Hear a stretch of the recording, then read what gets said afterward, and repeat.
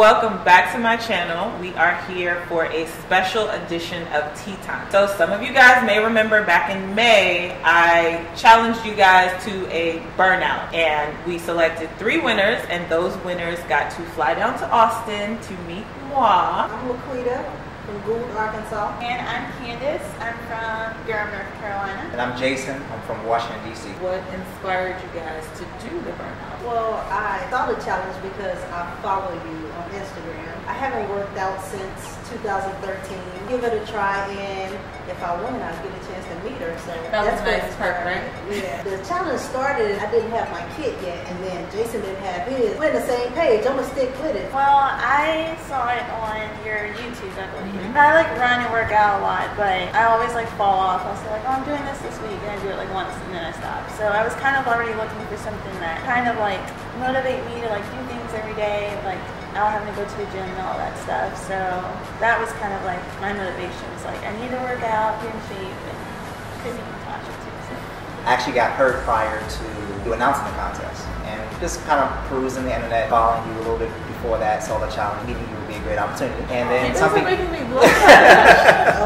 But also getting back into working out. That's something I wanted to do, and I have never done like any type of equipment. I've been an athlete my entire life, but I've always done stuff myself, as opposed to being a part of a challenge or having equipment. And I said, why not? The question that I have though is that you guys got your equipment late, but you still won the challenge. Does that speak to like the athletes that you guys are? Once I found out that I was mine didn't come in, and he said that he didn't get his either, I was going to drop out, but he didn't get his, and that was kind of like motivation. Okay, well, shoot, I'm not the only one. I like that, because you also mentioned going to the group and having something or sort of someone to report to. And I feel like sometimes as a professional athlete, people feel like we're the most disciplined, but it does make it a lot easier having that accountability and having a partner to work out with. So did you find that you had that support? Because I know there was a Facebook group and all of that to go through the program. It was us and Rakisha. Believe it or not, that was my biggest motivation, because with my injuries, and I was working 3 jobs, and I had started my master's program. I would get on Facebook and I see that she posted something like, good morning, let's have a great day. Let's get this Wednesday started. You know, it was just something like we motivated each other. It was a community. Yeah, and that's what kept us going, and that was a big push for me. Awesome. And I think that like really helps, because I've always heard people say like get a workout buddy or something, and I always kind of thought it was overrated. Like, you know, like like you need to like work out yourself. But this was the first time I actually like did something, and there were other people doing it with me. So like there were days if I was like out of town, or like I got back from work and I was like, I'm not doing this today, and I get on Facebook and like someone had posted work, and I was like, all right, I'm gonna go do mine. So like I saw like how important it is to have somebody else there to like be accountable to, so that you don't like get down on yourself. But we had the conversation about like schedule and like being able to train whenever you want to, but that is something that I'll be the first to admit. I'm not going to do the workout the same way, knowing that either I'm by myself or my coach isn't really, you know, coach will say, go run a 20-minute run. And I'll be like, all right, cool. But if I'm running it in front of him or with partners, it makes a difference. So I can imagine having that community and that sense of push. They burned me. So I know it was a challenge to get through. Do you have like some of your favorite exercises through? One of the things that I found was a challenge was that it's not so much the exercises, but it's adjusting to the resistance and having the apparatus to work with. Yeah, the constant repetition is going to wear you out. I had no favorites. It burned that much, huh? I mean, it all worked out. It's a great program. I would say for me, the ab stuff was fun. A lot of the workouts are kind of general. You're doing jumping jacks in some cases, you're doing burpees in some cases, but you actually have this mechanism, this apparatus you're working with that has a little bit of resistance that makes it a little bit tougher. I'm telling you, it had me questioning my level of fitness, so I can only imagine. I would say in terms of accomplishments, as you think about your answer, forgive me for cutting you off. Well, both of you kind of mentioned coming back from injuries. So. Yeah, that's what I was about to say, being able to come back from injuries. It's kind of like an off-balance thing, my right hip, my left shoulder. So being able to have this device to where I can use it to have these alternate exercises to get what I need to work my entire body. I have plantar fasciitis. And I've had that before. That's no fun. I was working on a regular basis, and I just kind of overdid it. and it was so bad, I would wake up in the morning, I could barely walk. Hurt it so bad that it would hurt throughout the entire day. So I'm limping to work and everything. And I needed something that didn't involve me having a lot of impact on my feet. Kind of ideal, because it was stuff I could do at home and kind of work on those things that didn't involve my feet per se. I was never a big guy coming in, but I did lose a little bit of weight. I'm in my house doing, all these little different workouts, and I'm sweating like a dog. Like I'm getting it, we getting it in. Like, if anyone out there ever does it, I mean, it definitely has you pushing yourself to the limits. I felt more tone from it. Kind of the same thing. Like I've always kind of been active, so like I've never been like a big person, but I noticed that like my endurance was better. Like I love to like go and like run a mile. Even after like a couple of weeks, like I would go run. I was like, I'm not as winded as I used to be, or like I saw more definition like in my back and my arms and stuff. Places that I typically don't pay attention to because I usually like run and do abs and stuff. Like I've never done so many push-ups in my entire life. Like I'm just like push-ups went is down. my kryptonite. Push-ups and pull-ups. So I feel your pain. My biggest accomplishment was just like being able to get my endurance better and like seeing myself, push myself harder when I do things and like not, Part of winning this challenge was that you got to come here to meet me. I want you guys to ask me whatever burning questions you may have, whether it be about fitness. I always like talking about life behind the track and field star. If you weren't running, what would you? That's a good one. I would probably be a chiropractor. That wasn't the answer that you guys were looking for. Nowhere near. Most people know I started running when I was 10. Then I started seeing a chiropractor when I was 15. I just became obsessed with the body and how it works and adjustments and all that sort of thing. So when I went to South Carolina, I mainly went thinking that I was going to go on to be a chiropractor. And then somehow I ended up running really fast and I turned pro and I'll probably go back once I retire from this. So it's still something that's kind of in the back of my mind. But I also love fashion. I've noticed that you've been very consistent running. You're kind of always making the team. What's led to your consistency? I always start off with my mom. I don't want to be forgotten as how young I started. And I feel like that's a message that I've hinted at before.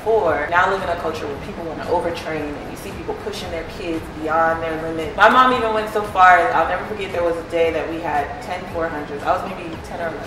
And my mom came to practice and she was like, not my child, and we left.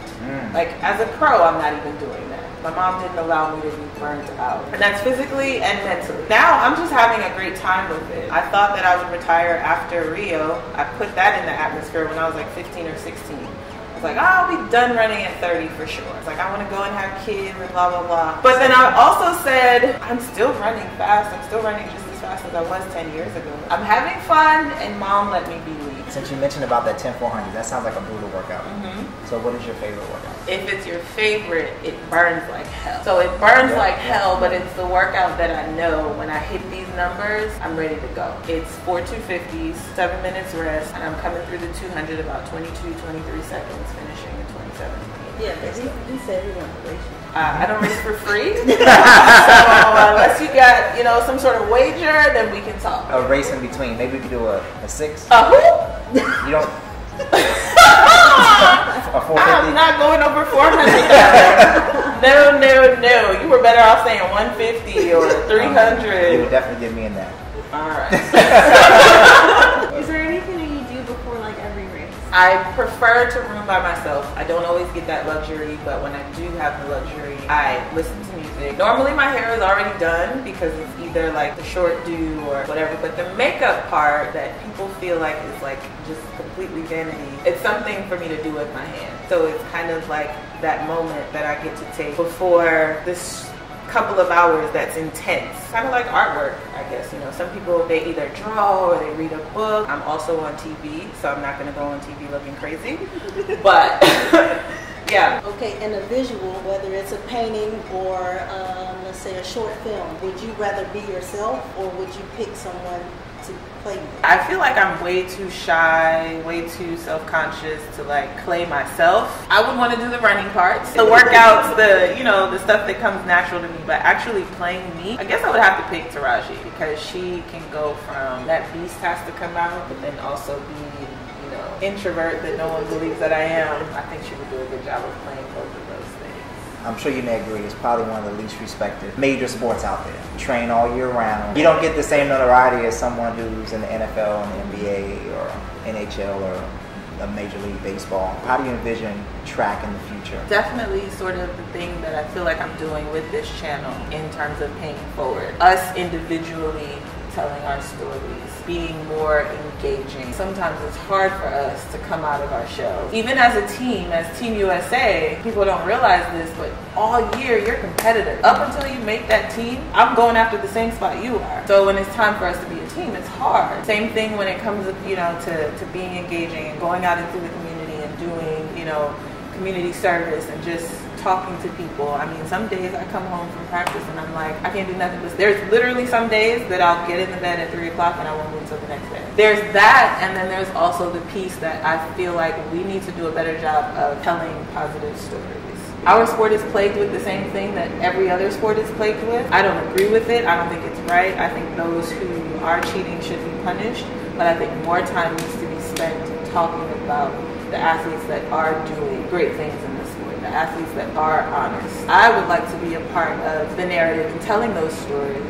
Sponsors don't want to touch us because they feel like it's not an honest sport. And it's like, the truth of the matter is there's a small fraction of athletes who are doing the wrong things going forward, whether it's working with individual athletes and helping them build their brand, because I've been very hands-on in terms of growing my following and telling my story and being transparent, even down to the days that no one really wants to talk about. I would like to be a part of, teaching athletes, track and field athletes, to tell more of their own story, as well as being a woman in power in the sport. From everything to who's in the booth, I'd like to see that change. Commentating, to who's behind the camera, who's producing. Right. We need to have more of an active role in that. As usual, thank you guys so much for watching. Thank you guys for visiting. If you want to join the challenge, there's no particular challenge going on right now, but there may be one in the future. Go ahead and sign up. These lovely people have, talked about what their experience was. Go ahead and give me some thumbs up and subscribe. And of course, I'll see you next time.